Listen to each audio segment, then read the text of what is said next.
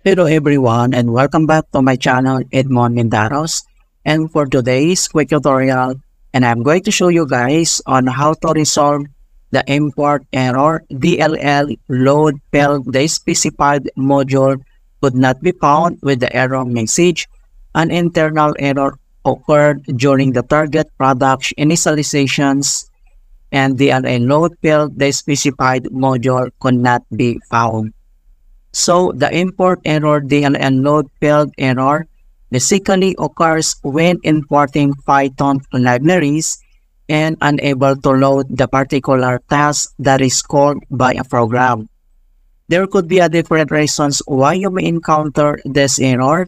It could be due to corrupted or missing DLL files on your PC and the correct environment variables are not set on your computer.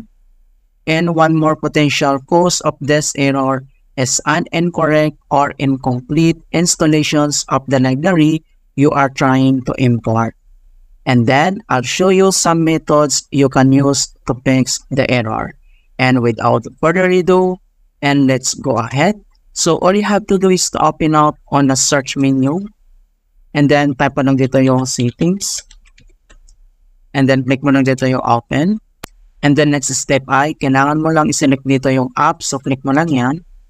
And then dito sa apps, and then dito lang sa installed apps. So, kailangan mo lang i-click yan. And then dito lang sa installed apps and search apps, ay type mo lang dito yung visual. Once sinype mo yan, ay lalabas agad dito yung Microsoft Visual C. Alright? So, dito mga kaibigan, ay kailangan lang natin i-locate yung pwede natin i-modify. Okay? So, isinig lang natin itong Microsoft Visual C 2015. So dito sa right side, kailangan mo lang i-click itong tatlong dot. And then next, i-click mo lang dito yung modify. And then, if you receive user account control, and then click mo lang dito yung yes. And the next step, ay kailangan lang natin itong modify setup. So, kailangan mo lang i-click itong repair, and then wait natin na ma-complete yung repair system. Okay, so makikita mo na dito na setup successful and then close lang natin. And the other one, yung Microsoft Visual C, same 2015. And then dito sa right side, click mo lang itong tatlong dot. And then click mo lang dito yung modify. And then if you receive user account control, and then click mo lang dito yung yes. And then next step ay, kailangan mo lang click itong repair. And then wait natin na ma-complete yung processing and initializations. Once it's complete, setup successful, and then next step closed, and then close tong settings, and then dito lang sa search menu, and then tap mo lang dito yung CMD, or ito yung tinatawag na command prompt, na kailangan mo lang mag-right click, and then select mo lang dito yung run as administrator. If you receive user account control, and then click mo lang dito yung yes. And then dito sa administrator command prompt, ay kailangan lang natin i-enter yung command keyword na sfc space /scan now.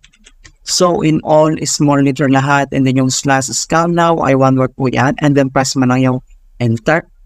And makikita mo na dito na beginning system scan. This process will take some time. Beginning verifications phase of system scan. So dito ay kailangan lang natin hintayin na ma-complete ang verifications into 100%.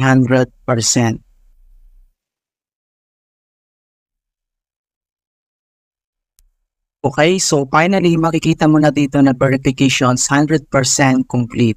So, ang next step ay close lang natin tong CMD, and then dito lang si start menu, and then kailangan lang natin mag-restart. Okay, so connect mo lang dito. Alright, so ganoon na po kasimple on how to fix import error, DLL load failed, the specified module could not be found. And please don't forget to like this video, subscribe to my channel for more quality content. Thank you guys, and see you in my next tutorial.